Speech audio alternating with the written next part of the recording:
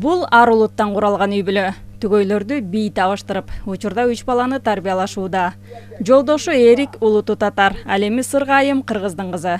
Алардын үйлөнүү чечимине эки башка улуттан экендиги да тоскоолдук кылган эмес. Ал эми ата-энеси аларды колдоп.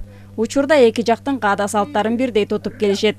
Үлгүлүү үй бүлө жашоонун ысык суугуна чыдап, бирге түтүн булатканына 30 жыл толот. Когда такая очень молодая, красивая девушка, она заглянула в балетный зал. Ал убакта көпчүлүк студенттер Москвага окууга кетишчү. А мен болсо Кыргызстанда эле калдым. Күндөрдүн бир күнүндө филармониянын чырайлуу жаш кызды көрүп жактырып калдым. Ал Сыргай экен. Ал анда жаш студент кыз. Ошентип баш коштук. Учурда 3 баланын бактылуу ата-энесибиз. Профессионально-технического училища. Это вот был такой хороший коллектив. Показали. Спокойно, шашка, сантиметр шашка. Балдары да ата-энесинин жолун жолдоп, бийди тандашкан. Ал эми жубайлар 27 жылдан бери өлкөнүн маданиятына зор салымдарын кошуп келишет. 1994 жылы Шаттык бий ансамблин түзүп, бүгүнкү күнгө чейин көп ийгиликтерди багындыра алышты. Ал эми бул жерде Шаттык бий ансамблинин бийчилери гүлдөгөн магнолия деп аталган Кытай бийине даярдык көрүшүүдө. Топту тажрыйбалуу хореограф Сырга Латыпова жетектөөдө. Мен ойлочумун, бул мени карабайт болуш керек депчи. Кыздар менен сүйлөшүп, жок, бул карабайт. Бул башкача, өзүнүн башка көз караштары бар. Эми кыргыз кыздарды карабайт деп ойлогом, бирок өзү менен өзү эле келип, турмуш куралы деп айтып калды. Бирок мен бат эле айткан жокмун. Бир ойлонуп көрөйүн деп, ойлонуп, жакшыны, жаманды оңго, солго бөлүп дегендейчи. Кандай жакшы немелер болот, анан алдын алда мен жашай аламбы ушу киши менен деп өзүмдүн бир көз караштарымды ойлодум. Анан эле мейли дедим да.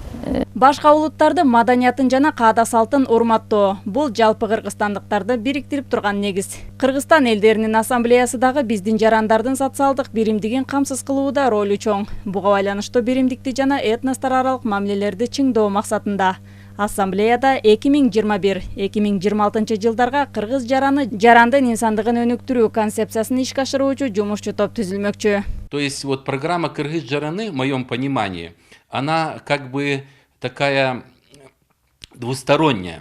Кыргыз жараны бул эки тараптуу программа. Ал бир максатты көздөп, элдин биримдиги үчүн гана иштейт. Башкача айтканда, бул мамлекеттин ассамблеядан этникалык талаада иштей турган куралды көрүп жатканынан кабар берет. Жөн гана курал эмес, Кыргыз жараны программасын ишке ашыруудан колдонуучу курал. Жалпы жарандын иденттүүлүгү бул башка артыкчылыктардын бири болуусу кажет. Мы все здесь граждане Кыргызстана, но мы все представители тех или иных этнических сообществ. Бүгүн ушул жана башка маселелер президент Садыр Жапаров менен Кыргызстан элдеринин ассамблеясынын кеңешинин төрагасы Абдыганы Эркебаевдин жолугушуусунда талкууланды. Анда мамлекет башчысына ассамблеянын төрагасы материалдык техникалык абалын жакшыртууга, анын ичинде имаратты реконструкциялоого муктаж экендигин маалымдады. Садыр Жапаров жооптуу мамлекеттик органдар колдоо көрсөтүү үчүн бардык маселелерди изилдеп чыгат деп ишендирди.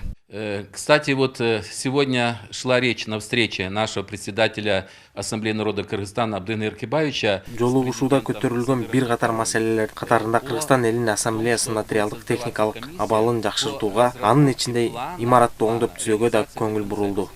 Вы знаете, в Кыргызстане уже есть опыт реализации подобной концепции. Садыр Жапаров жарандардын социалдык биримдигин камсыз кылууда ассамблеянын ролу маанилүү экенин, ошондой эле өлкөнүн маданий жана социалдык экономикалык өнүгүүсүнө, элдин биримдигин жана улуттар аралык мамилелерди чыңдоого кошкон зор салымын белгиледи. Бул мамлекеттин туруктуу өнүгүшү үчүн өтө маанилүү. Биз өлкөнүн ичинде элдерди биримдик болуп, бир эл болуп, мындайча айтканда бир жакадан баш чыгарып, бир жеңден кол чыгарыш үчүн ушундай ынтымак болуш керек. Биз ынтымактуу болсок, Кыргызстанда жашаган элдер ынтымактуу болсо, тилеги бир болсо, үмүтү бир болсо, мына ошондой өлкөдө стабилдик болот.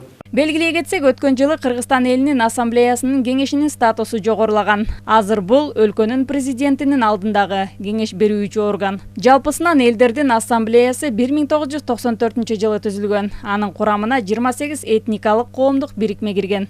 Кыргызстан КМШ өлкөлөрүнүн ичинен мындай уюм түзүлгөн биринчи өлкө. Айнура Жанышева, Раскелди Гөкүлбеков, ЛТР, Бишкек.